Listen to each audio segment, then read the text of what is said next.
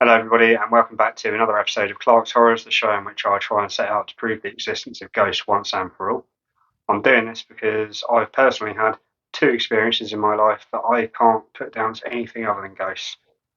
So if you'd like to hear a bit more about that, mention it down in the comments, give this video a like, and I'll do a separate video talking about that. So today I'm off to the Weald and Downland Open Air Museum, otherwise known as the Weald and Downland Living Museum or Living Village. This is essentially a collection of 50 buildings from the 16th, 17th century that have been saved from demolition. It was about the 70s or the 80s, most of these buildings were created. And they've brought them all together in this place in West Sussex. And it's now sort of a living museum that you can walk around. And there's people in old fashioned clothing that'll tell you about the place, blah, blah, blah. I'm not interested in any of that today. I'm just there for the ghosts. So this place again was featured on Most Haunted, the TV programme popular in the 1990s, early 2000s. I personally don't believe a lot of the stuff on that show. And I did a lot of research prior to this visit. I've basically been through 5 decades of the Weald and Downlands magazine that is just for the members that they sent out, all the way back to when the place first started, looking for any mention of anything spooky. And I'll be honest with you, there's not a lot. I couldn't find a lot on Google about this other than mentions of Most Haunted doing their show there. The actual fact that Most Haunted was filmed there wasn't even mentioned on their website or in their magazine, so make of that what you will. The show is still up on YouTube to this day, so you can go and watch it now if you want before watching this and then report back.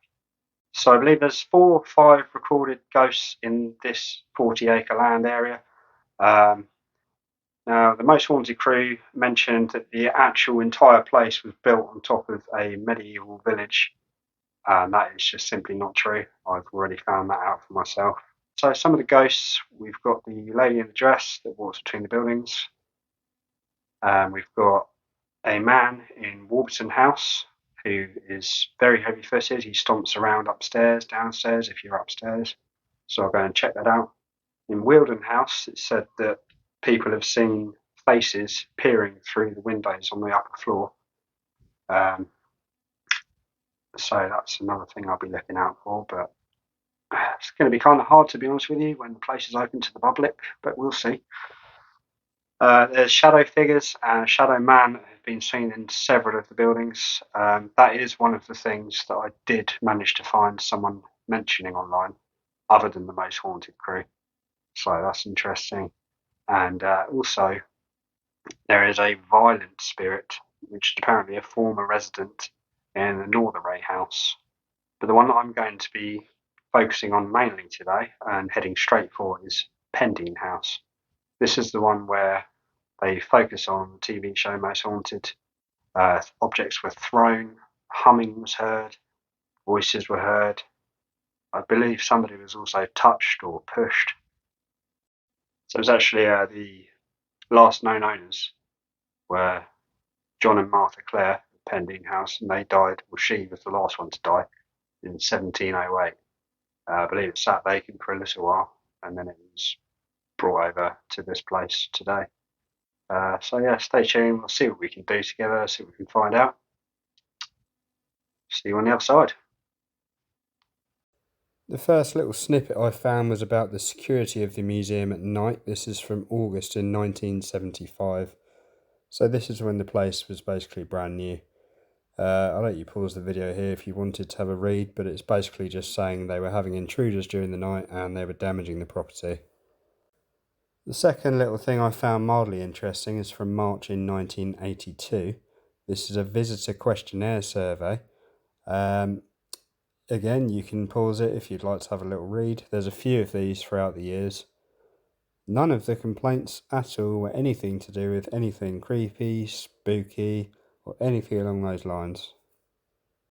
The third thing that I came across is this column from 2011. This is just showing us that they are open to this kind of exposure from TV programmes. We'll get a bit more into it later in the video, but interestingly, a lot of the staff didn't even know that Most Haunted had even been there in the first place, and there's no mention of them in any of these magazines or anything that I could find. Okay, and finally we have the ritual markings on many of the historical timbers in the place.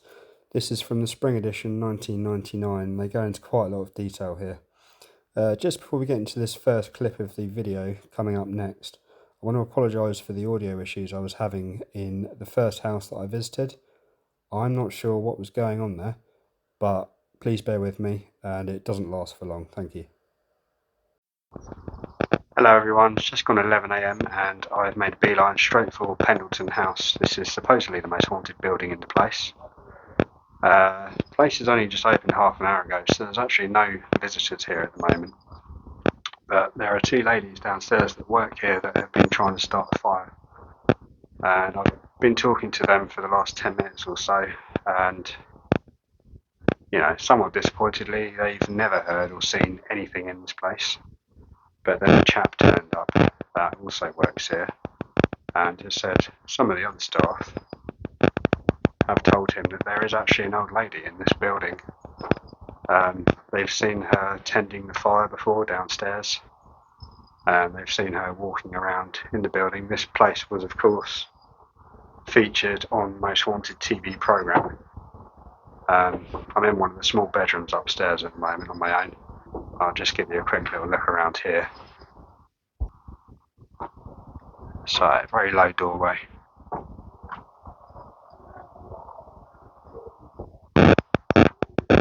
It's quite dark in here as well. It's very sort of foggy today. Raining a little bit, so if anything were to happen, it's kind of the perfect conditions for it.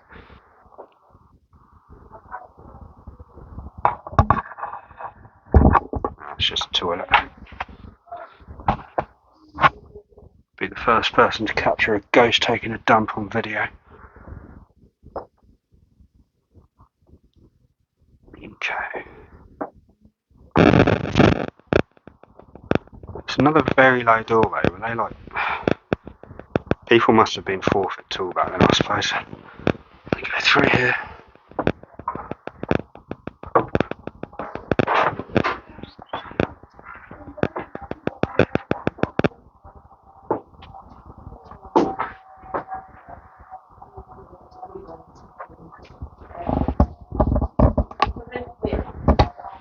Down the stairs. Just going to flip you around so I don't, because I'm not sure if they'd want to be in a YouTube video. I have told them that I'm filming. I never was a girl guide in the brownie.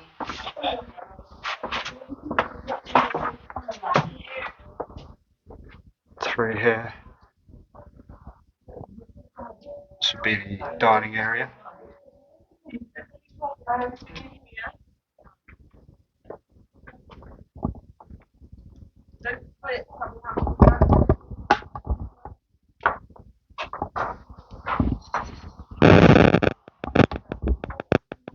As I say before, this was one of the main buildings the Most Haunted crew focused on in their investigation. I think it was back in that room we just came through that they had a shoe brush thrown at them. It's on one of these type of shelves. I haven't actually seen it so far, so I don't know whether it's gone or if they brought it themselves just for the purpose of the TV show. Let's just go back through here. It's okay.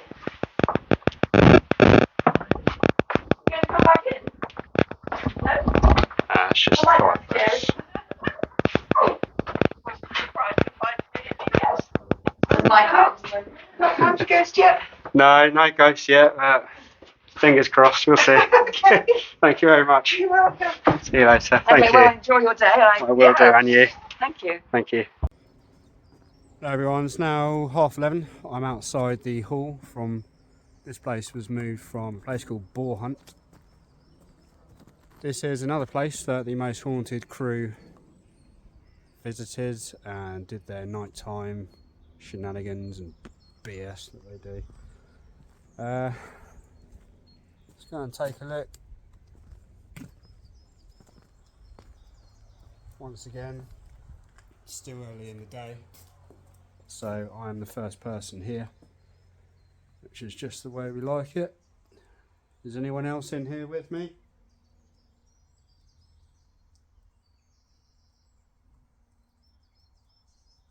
Do you want to make yourself known? Make a noise? Move something?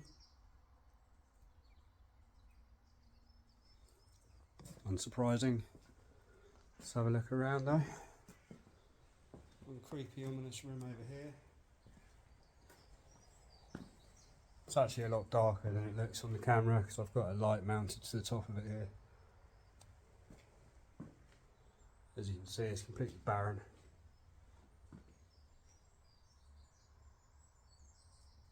Anybody in this room want to push me? Make a noise?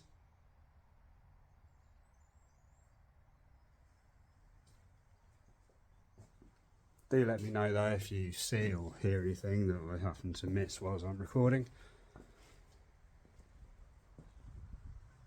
I'd love to be proven wrong, but so far this seems to be another one of those places that it's just all bang, no buck. Don't know, is that a saying? I don't know. Basically just TV baloney.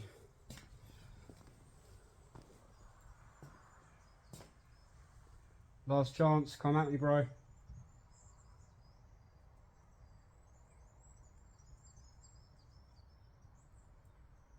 Make yourself known.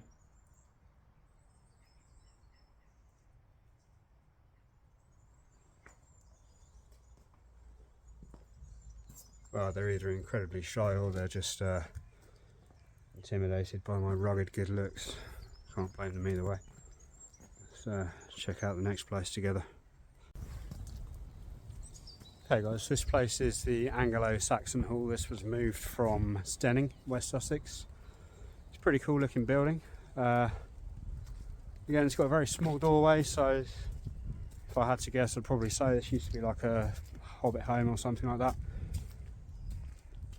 I haven't actually been in here yet, but I know there's nobody in there because I'm the only person up here. And I did actually hear something a little bit weird a minute ago when I was doing a lap of the perimeter. It sounded almost like someone clearing their throat, and it definitely came from in there. So let's go in together. I'm just going to turn my light on actually. There we go.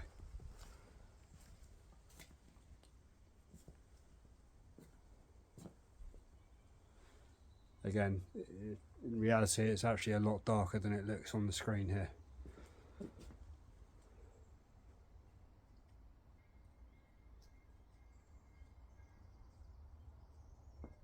If there's anyone in here with me, can you make that noise again please?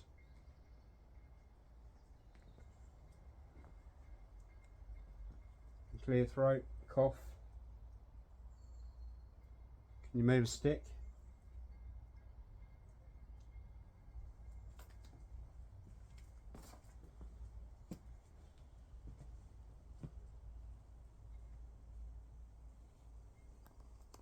It's like an old bed there. That's what they used to sleep in, I suppose.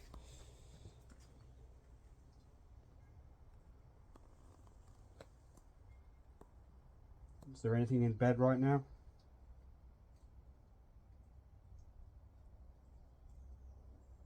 Anyone at all?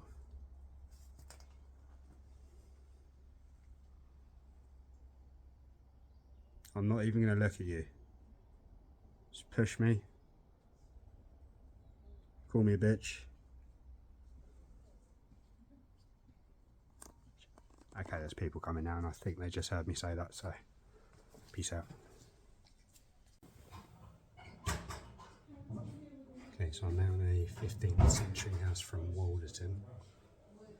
This building was also on the Most Haunted programme.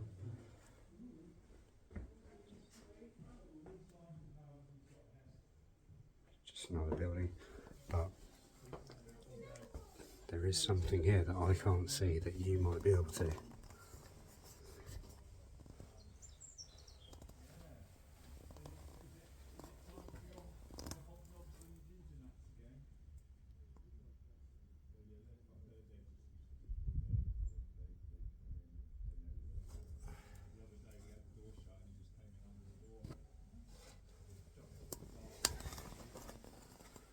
So I don't know what's up there, but I'll take a look at that in a minute.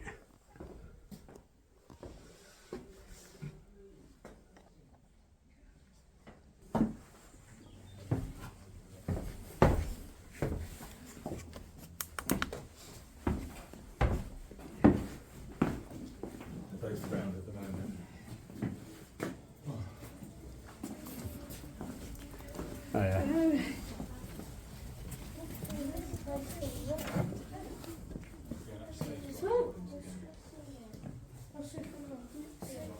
I've never been this close to one. Come on, Oscar. Nice empty room.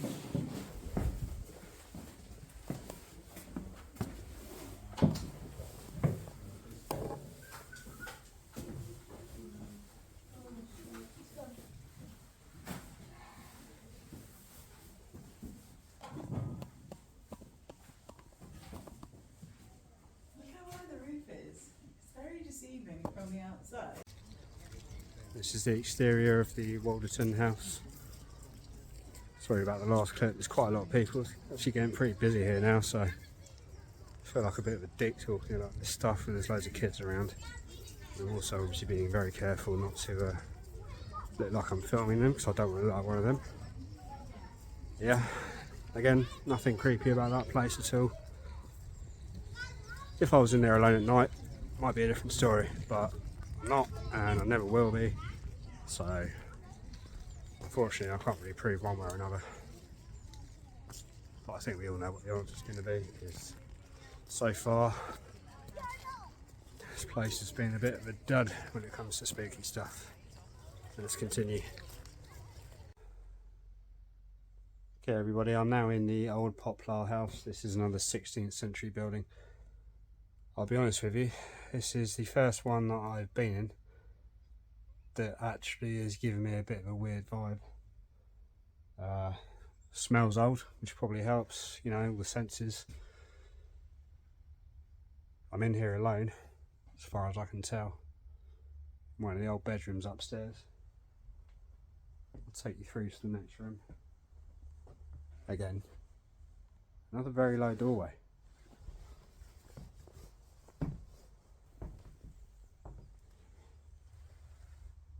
Even bigger bedroom.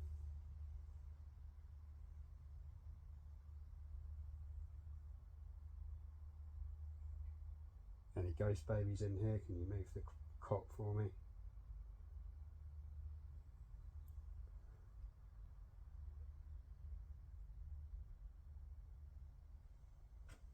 Is there anything in here with me at all?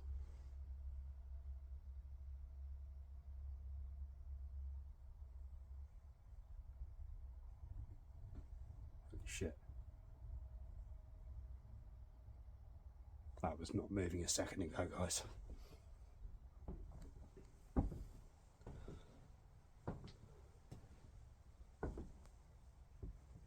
This must be where they keep the bodies. Unfortunately, it is locked.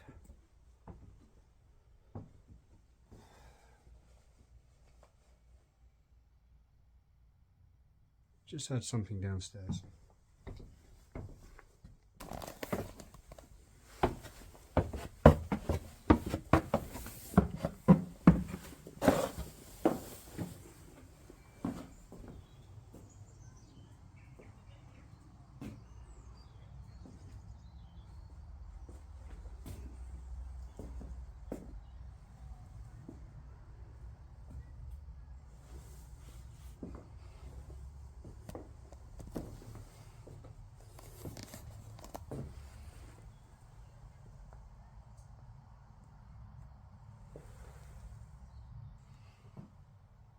If there is anything in this building with me, can you please move something or make a noise?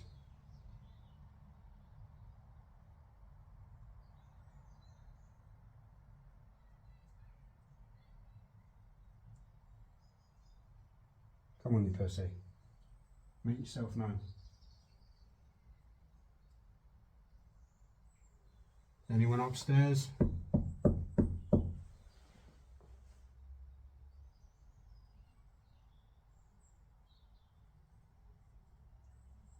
Can you knock back?